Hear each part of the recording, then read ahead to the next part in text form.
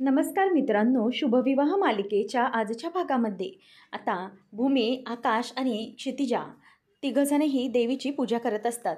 आणि मग भूमी आणि आकाश दोघेही क्षितिजाचा हात हातात धरतात आणि देवीकडे जे फुलं आणि धान्य वाहिलं जातं ते आता तिघंजणही हातातून वाहत असतात. तेव्हा आकाश म्हणतो की पिल्लू, हे बघ, हे बापाला आपण नमस्कार करूया. आणि जे अंकुरित धान्य असतं ते भूमी ही क्षितिजाच्या हातातून देवी आईच्या इथे वाहते. आणि नंतर मग देवीच्या इथली समई आणि अगरबत्ती वगैरे पेटवून सगळीकडे छान पूजा झाल्याचा छानपैकी असा आनंद त्यांना झालेला असतो. आणि आकाश आता पिल्लूकडे बघत हसत असतो की कसं वाटतंय आता. तेव्हा ती पण गालातल्या गालात तिच्याकडे बघून हसत असते. नंतर मग भूमी आकाश दोघंही खरंच खूप आनंदात असतात आणि त्या घटाची पूजा करून घेतात. त्यावेळेला मग आता आरतीसाठी सगळेजण तयार झालेले असतात. देवी आईचा उदो उदो, अंबाबाईचा उदो उदो असं म्हणत आता आरतीला सुरुवात करणार असतात. तेव्हा मग आता घटाचा पहिला दिवस म्हणजेच नवरात्रीची पहिली माळ असते आणि भूमी ती आता पहिली माळ घटाला घालते. आणि त्याचप्रमाणे मग आता अथर्व म्हणतो की चला आपण आता माळ घातली आहे तर आरती करून घेऊया. मग सगळेजण आता देवीला नमस्कार करतात. आकाश आता हातात आरतीचं ताट घेतो आणि आरती करायला ते सुरुवात करतात. तेव्हा मग भूमी आता तिथे देवीकडे हळद कुंकू वाहून आरतीला ते आता सुरुवात करतात. अश्विन शुद्ध शुक्ल पक्षी अंबा बसली सुहासिनी हो, या आरतीने ते आता देवी आईची आरती करायला सुरुवात करतात. आणि मग आता आकाश, भूमी आणि बाकीचे सगळे त्या आरतीमध्ये सामील झालेले असतात. आरती मध्ये येत असते त्याच वेळेला भूमी आता म्हणते की देवी आई बस झालं. आई योगेश्वरी, आता मला जास्त काय सहन होत नाही आहे. रागिनी आत्यांचा खोटेपणाच्या विरोधात मला एक तरी पुरावा दे. त्यांना एक्सपोज करण्यासाठी मला काहीतरी हाती लागू दे देवी. काहीतरी माझ्या बाजूने निकाल दे जेणेकरून मी त्यांना एक्सपोज करू शकेन असं भूमी आता विचारते. देवीची आराधना करते आणि तेवढ्यातच ती कापूर, आरतीसाठी कापूर तिथे ताटत नसतो म्हणून ती कापूर बघण्यासाठी म्हणूनच तिथे बाजूला देवघराच्या इथे जे ड्रॉवर असतं ज्यात कापूर ठेवत असतात तिथे ती भूमी जाते. आणि तिकडे जाऊन ती आता ती कापराची डबी उघडते. आणि ती कापराची डबी कापूर घेण्यासाठी उघडताच तिच्यासमोर आता तिसरा पेनड्राईव्ह म्हणजेच सगळ्यात मोठा पुरावा लागलेला असतो. आणि तो पेनड्राईव्ह आता ती बघते आणि तो पेनड्राईव्ह बघितल्यानंतर तिला जबरदस्त असा धक्का बसतो. आणि तो पेनड्राईव्ह पाहून आता भूमी ही देवी आईला हात जोडते आणि ती विचार करते की आताच मी देवी आईकडे मागणं मागितलं आणि तिने मला हा पुरावा दाखवला. खरं तर देवी आईला संकेत असेल हा काहीतरी. रागिनी आत्यांच्या विरोधात हा मोठा पुरावा तर नसेल ना, कारण हा तिसरा पेनड्राईव्ह मला सापडला आहे.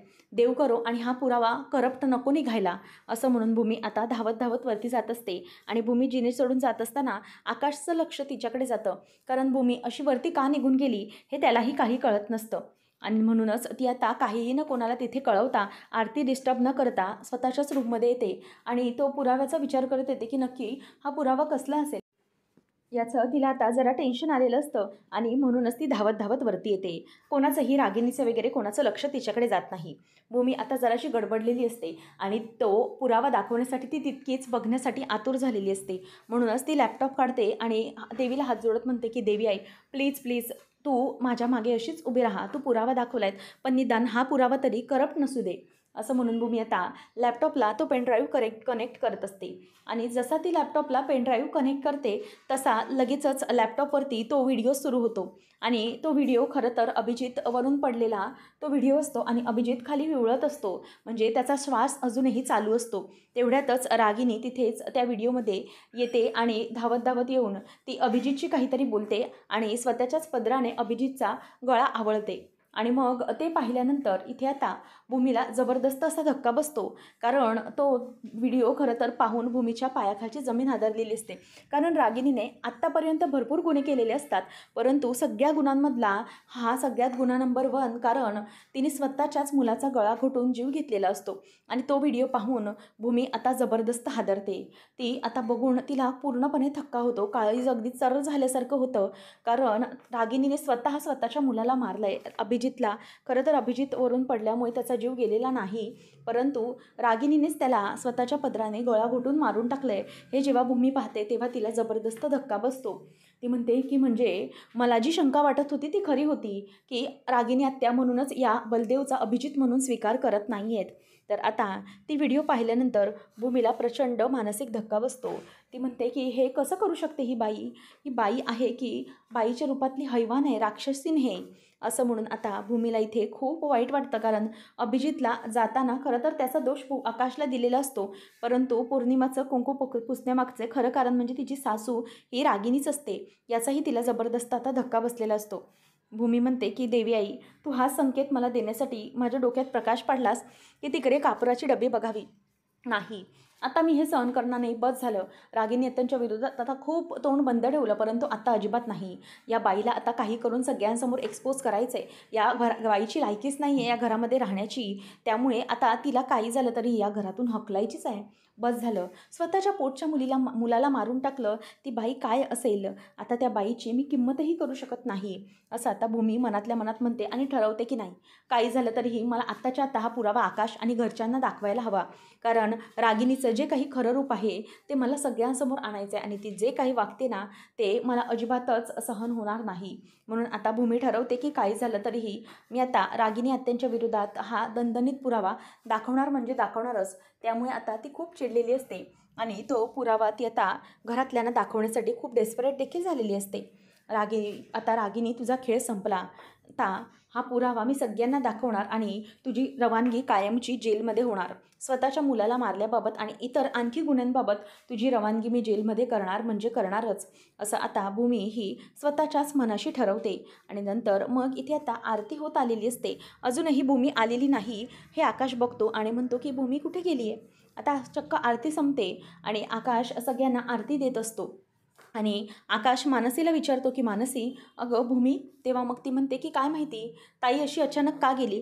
खरं तर आरती चालू असताना असं ताई कधी जाणार नाही, परंतु अचानक काय गेली काय माहिती, खूप काहीतरी महत्त्वाचं काम असू शकतं तिचं. तेव्हा मग आता तिथून भूमी येत असते आणि म्हणते की आकाश, तेव्हा मग तो म्हणतो की भूमी, अगं काय झालं, तू अशी अचानक आरती सुरू असताना का निघून गेलीस. तेव्हा मग भूमी म्हणते की आकाश, मला तुला काहीतरी महत्त्वाचं दाखवायचं आहे. तेव्हा आकाश म्हणतो की ते सगळं राहू दे, पहिले तू आरती घे बघू. आणि इतकं काय महत्त्वाचं काम होतं की आरती सोडूनच तू निघून गेलीस. त्यावेळेला मग आता लगेचच ती म्हणते की आकाश थांब, मला तुला काहीतरी दाखवते. ती पटकन आता आरती घेते. भूमीकडे रागिनी आता बघतच बसते की हिला काय दाखवायचं आहे आणि ही अशी वेड्यासारखी का करते. तेव्हा मग भूमी म्हणते की आकाश नाही, काही झालं तरी मला आता शांत बसता येणार नाही, थांबा प्लीज, सगळ्यांनी या, मी सगळ्यांना काहीतरी दाखवते, असं म्हणून ती आता तिथे टी व्हीजवळ जाते आणि मग टी व्ही सगळ्यांना आकाशला वगैरे धरून हाताला पुढे आणते आणि टी व्हीला ती आता लॅपटॉप कनेक्ट करत असते. आणि लॅपटॉप कनेक्ट केल्यानंतर ती समोर बघते तर सगळेजण अगदी बघतच असतात की भूमीला काय दाखवायचं असतं. नंतर मग आता बलदेवला आठवतं की भूमी म्हणालेली असते की आता पेनड्राईव्ह म्हणजे शेवटचा पुरावा आहे, जर ती फाईल करप्ट झालेली आपल्याला मिळाली तर नक्कीच काहीतरी आपल्याला मिळू शकतं. त्यामुळे मग आता लगेचच भूमीचं ते वागणं पाहून बलदेव विचार करतो की अच्छा, म्हणजे भूमिताईला या रागिनीच्या विरोधात काहीतरी पुरावा नक्की सापडला आहे आणि म्हणूनच त्या दाखवण्यासाठी इतकी धडपड करतायत. मग आता रागिनी पण घाबरते की नक्की या बाईचं चाललं आहे काय, म्हणजे भूमी इतकी डेस्परेट का होती आहे हे सगळं दाखवण्यासाठी, नक्की तिला माझ्या विरोधात काही दाखवायचं असेल का, असा विचार तिच्या डोक्यामध्ये येत असतो. त्याच वेळेला मग आता रागिनीला आठवतं की भूमी अडगळीच्या खोलीत काहीतरी शोधण्याचा अगदी आतुरतेने प्रयत्न करत होती.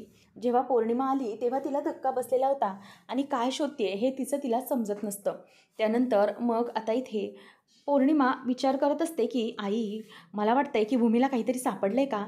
मागे माहिती आहे ना, जेव्हा ते कोलते प्रकरण सुरू होतं तेव्हा भूमीला ते पेनड्राईव्हमधलं सत्य सापडलेलं तुमच्या त्या माणसाचं, दीपकचं, त्यावेळेला ती कशी अगदी दाखवण्यासाठी घाईघाई करत होती ना, तशीच आता ती घाईघाई करते असं वाटतंय मला. म्हणजे नक्कीच काहीतरी भूमीला दाखवायचं आहे असं वाटतंय. त्यानंतर मग आता रागिनी ही त्याच गोष्टीचा विचार करत राहिलेली असते की नक्की काय असेल. आणि भूमीने असंच केलेलं होतं. दीपकच्या प्रकरणामध्ये देखील तिने सगळ्यांना जेव्हा संकर्षणला वाचवण्यासाठी व्हिडिओ दाखवला तेव्हा भूमी पण अशीच डेस्परेट झाली होती अगदी व्हिडिओ दाखवताना. तेव्हा मग रागिनी म्हणते की आताच असं ती करत नसेल ना, म्हणजे ती व्हिडिओ दाखवण्यासाठी अशीच डेस्परेट तर झाली नसेल ना, असं आता त्यांच्या डोक्यामध्ये यायला लागतं. नंतर मग आता इथे भूमी ही व्हिडिओ प्ले करते, त्याच वेळेला लाईट्स जातात आणि अचानक टी व्ही बंद होतो. तेव्हा मग भूमी म्हणते की हे काय झालं.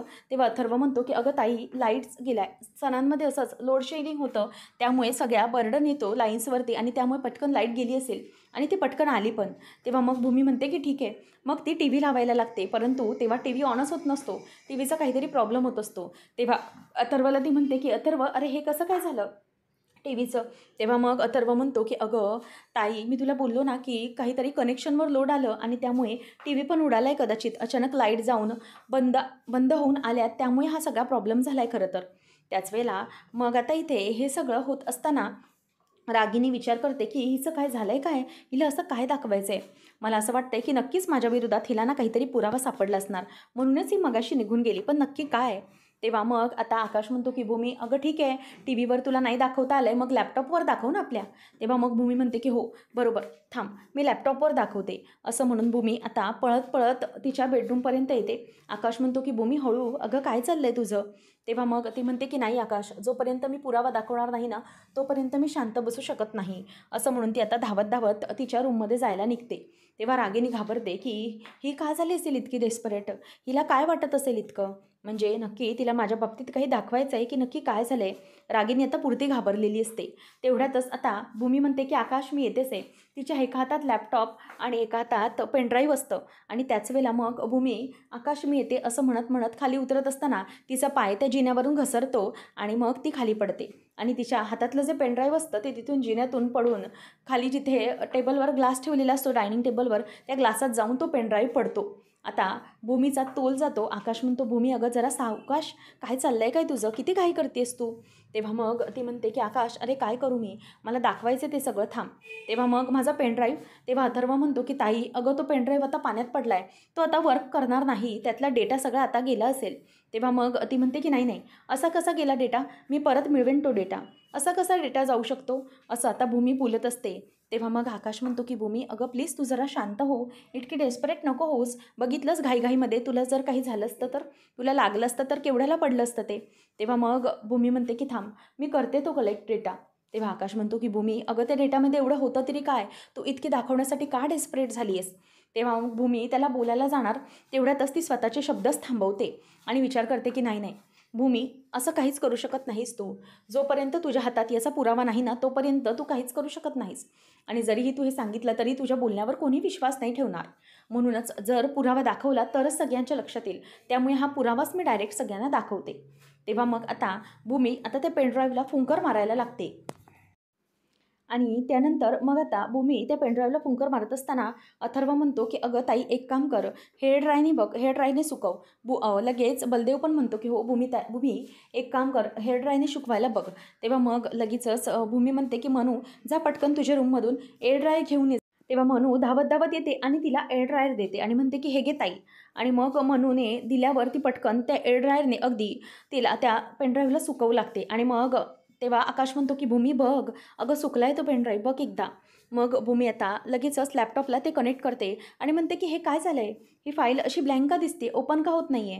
आणि ही फाईल करप्ट कशी झाली?" तेव्हा मग आता अथर्व म्हणतो की "अगं, सांगितलं ना मी तुला भूमिताई की असंच होणार, कारण तो पेनड्राईव्ह पाण्यात गेलाय ना, त्यातला सगळा डेटा आता उडाला असणार, करप्ट झाला असणार." तेव्हा मग भूमी म्हणते की "नाही, असं नाही होऊ शकत. मला दाखवायचं होतं काहीतरी. हे असं का झालं? कशासाठी झालं? काय करू मी आता? आणि कसं मिळवते परत?"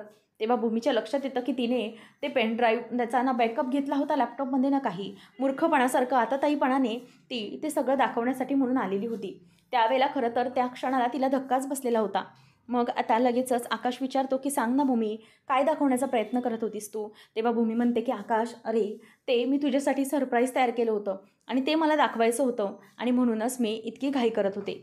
तेव्हा मग आता रागिनीला तर तिचं कारण पटत नसतं. आता भूमी ठरवते की माझ्याकडे काही पुरावाच नाही आहे, तर मग मी ते कोणाला सांगण्यात काही शहाणपणा नाही आहे. त्यामुळे मग आता आकाश म्हणतो की "भूमी, इतकंच आहे ना?" आता तो पटकन तिच्या गालावर हात ठेवून म्हणतो की "भूमी, नको काळजी करू सगळं. ठीक आहे ना, तुला नाही दाखवता आलं. नंतर परत कधीतरी कर आणि मला दाखव सरप्राईज. काहीच हरकत नाही आहे गं." असं म्हणून तो तिला शांत करतो आणि ती आता आकाशच्या खांद्यावर डोकं ठेवून असते. परंतु रागाने ती रागिनीकडे बघते. आणि रागिनी पण बरोबर भूमीची नजर ओळखते, कारण भूमी ज्या रागाच्या नजरेने तिच्याकडे बघत होती ते बरोबर आता रागिनीने ओळखलेलं असतं. म्हणून आता भूमी इथे वैतागलेल्या अवस्थेतच इथून तिथे नुसत्या फेऱ्या मारत असते की काय करू मी? कशासाठी हे सगळं चाललंय? का करताय ते सगळं? मला खरंच कळत नाही आहे. आणि भूमी अशी कशी चुकलीस तू, का केलंस तू हे, असं म्हणून ती आता जोरात ओरडण्याचा प्रयत्न करत असते. परंतु स्वतःचीच ओढणी तोंडाने आता स्वतःला आवळते, कारण तिला खूप जोरात खरं तर ओरडायचं असतं, पण तिला ते ओरडता देखील येत नसतं. आणि तिला याचा खूप राग येत असतो की मी हे असं कसं केलं, का केलं मी असं. फक्त ती तिथून फेऱ्या मारत असते. तेव्हा बलदेव धावत येतो आणि म्हणतो की भूमिताई भूमिताई शांत व्हा, काय झालं आहे, तुम्ही काय इतका स्वतःला त्रास करून घेताय, प्लीज इतका स्वतःला त्रास करून घेऊ नका.